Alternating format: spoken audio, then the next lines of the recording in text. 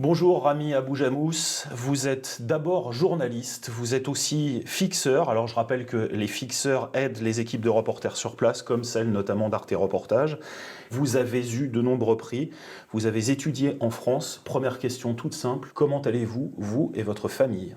On est toujours vivant, donc c'est déjà très bien d'être toujours un survivant de ce génocide, c'est quelque chose de très bien. Nuseirat, la ville où vous vous trouvez, est-ce qu'on peut dire qu'elle est tout particulièrement visée par l'armée israélienne? Il n'y a aucun endroit qui n'est pas visé, que ce soit Nuseirat ou toute la ville de Gaza, toute la bande de Gaza, du nord au sud, c'est bombardé. Moi, je me rappelle très bien le jour où on est arrivé. Et on est arrivé le soir, on est arrivé vers 10 heures du soir. La même nuit, il y a eu un massacre à Nuseirat. Donc, il n'y a pas d'endroit sûr.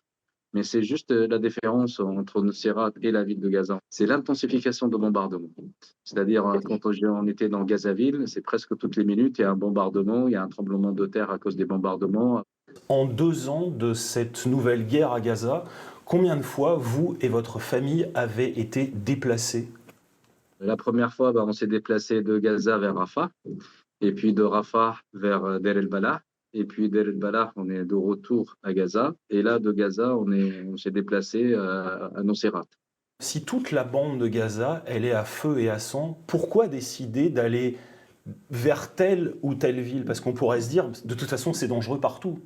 Oui, juste la seule différence, c'est l'incursion terrestre. C'est-à-dire quand cette armée d'occupation fait une incursion terrestre, c'est la terre brûlée. C'est les massacres, c'est qu'ils avancent, ils tuent tout le monde. Et c'est exactement ce qui est en train de se passer aujourd'hui à Gaza. Dans la ville de Gaza, c'est que il y a les quadcopters, c'est-à-dire c'est un drone avec une mitrailleuse qui tire sur tout ce qui bouge.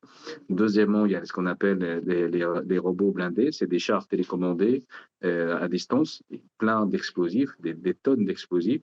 Et quand il arrive dans un quartier, on sait très bien que ça va exploser, donc tout le quartier va être démoli. Et c'est pour ça que les gens ils commencent à prendre la fuite. Et les gens, ceux qui sont restés, ils ont beaucoup souffert, que ce soit à cause des massacres ou bien à cause de la famine, parce qu'ils étaient encerclés. Hier, ils ont fermé l'artère, c'est-à-dire la route principale qui mène ou bien qui relie le nord au sud. Ils ont laissé juste d'un seul sens, c'est-à-dire le sens de la ville de Gaza vers le sud, mais pas l'inverse. Donc maintenant, il n'y a plus de ravitaillement pour Gazaville. Il n'y a plus d'aide humanitaire qui entre. Rami, vous avez prononcé le mot de famine. Concrètement, comment vous et votre famille faites en sorte de vous approvisionner en nourriture? Là, je peux vous dire que là, on est dans le paradis à Nuseirat. C'est-à-dire, les Israéliens, ils ont fait exprès que, ils ont commencé à faire passer ce qu'on appelle le secteur privé, c'est-à-dire des commerçants. Ils ont commencé à faire passer des produits de la nourriture au sud, en même temps qu'ils encerclaient Gaza.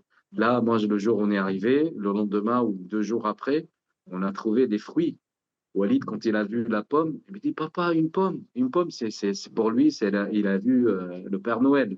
Et il a sauté de joie. Et je le voyais quand je l'ai acheté, une pomme, c'est à 50 fois le prix normal. Mais je l'ai acheté pour Walid. Et avant de dormir, d'habitude, il me fait un bisou. Il me dit, Papa, je t'aime et bonne nuit. Cette fois-ci, il m'a pris dans les bras. Il m'a donné plusieurs bisous. Il m'a dit, moi, Papa, je t'aime parce que tu as amené une pomme. Et ça m'a déchiré un peu le cœur parce que c'est rien du tout, une pomme. Malgré la situation terriblement apocalyptique que vous décrivez, vous réussissez malgré tout à filmer, vous arrivez à faire archiver des documents. Est-ce que c'est parce que vous redoutez véritablement la disparition du peuple palestinien de Gaza? Oui, le problème, c'est qu'on ne prend pas au sérieux ce qu'ils disent les Israéliens. L'Israélien, le ministre de la Guerre, Katz, Netanyahou lui-même, il dit qu'on va déporter la population palestinienne de Gaza vers l'étranger. Et malheureusement, même s'il y a une reconnaissance d'un État palestinien, il y a quelques pays qui ont bougé, mais personne n'a arrêté le génocide. Personne n'a arrêté ce nettoyage ethnique. Ils le disent clairement. Quand il a parlé au début de la guerre, parce que Netanyahou, il a deux discours, un discours en hébreu et un discours en anglais. Le discours en anglais, c'est pour l'Occident, l'Europe et tout ça, pour quelqu'un de très civilisé. Mais quand il parle en hébreu, il utilise des termes religieux. Il a dit on est des Amalek. Et les Amalek, c'est-à-dire un feu vert de tuer tout le monde. Et moi, je vois très bien que le vrai projet, c'est la déportation de la population vers l'étranger, tuer le maximum des Palestiniens pour que les autres aient peur et partent. Alors justement, ce fameux plan de paix, concocté par le président américain Donald Trump avec celui dont vous venez de parler, le Premier ministre israélien Benjamin Netanyahou, vous y croyez ou pas? Pour moi, c'est pas un plan de paix. Pour moi, c'est un plan du plus fort, imposé sur les plus faibles, c'est nous. Et dans les meilleurs des cas, c'est une perte pour la Palestine. Après, en tant que Palestinien qui vit dans la bande de Gaza, et je parle au nom de 2,3 millions de personnes qui vivent à Gaza, on veut que la guerre s'arrête, quel que soit le prix. Et c'est pour ça qu'aujourd'hui, la population palestinienne, ils ont plus l'œil d'un patriotique ou bien nationaliste ou bien quelque chose qui est relié à la patrie.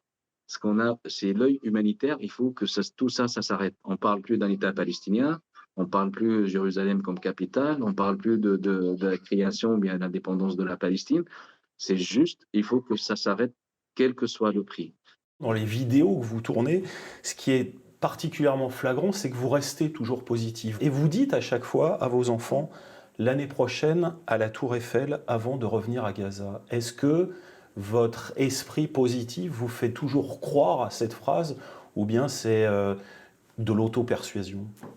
Non, non, je suis toujours positif parce qu'il faut rester positif pour qu'on reste en vie et pour que, je parle de la petite famille, de moi et ma petite famille, en Palestine en général et Gaza spécialement, le père de famille, c'est le pilier de la maison.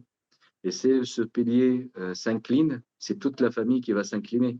Et c'est pour ça que moi, je garde toujours le côté positif, je garde toujours l'espoir et j'y crois. Toute dernière question, Rami, je l'ai dit en introduction, vous êtes journaliste. Est-ce que vous diriez, vous, que en tant que journaliste, vous vous sentez particulièrement visé par les frappes israéliennes? Oui, moi je considère que nous, déjà toute la population de Gaza est une cible, mais les journalistes spécialement, on est tous des condamnés à mort. Mais on ne sait pas quand est-ce que ça va être l'heure de l'exécution et comment on va être exécuté. Mais depuis le premier jour de la guerre, on a vu que les Israéliens, ils veulent faire les crimes sans témoins. Et malheureusement, nous, on est les témoins. Donc, et c'est pour ça ils essayent d'enterrer les témoins pour qu'il y aura plus de témoins. Et la preuve qu'ils veulent pas faire entrer la presse internationale parce qu'ils veulent pas de témoignage de ce qu'ils est en train de vivre. Et ils essayent toujours de rendre notre parole contre la leur et ils montraient que tous les Palestiniens, surtout les journalistes, ils sont des terroristes. Donc, du coup, toute version qui sort de Gaza, c'est toujours mis en doute. Merci infiniment, Rami Aboujamous, d'avoir pris sur votre temps pour venir répondre à ces questions. Je rappelle donc que vous êtes à Nuseirat, c'est dans le centre de la bande de Gaza. Courage à vous et à votre famille. Merci, merci beaucoup.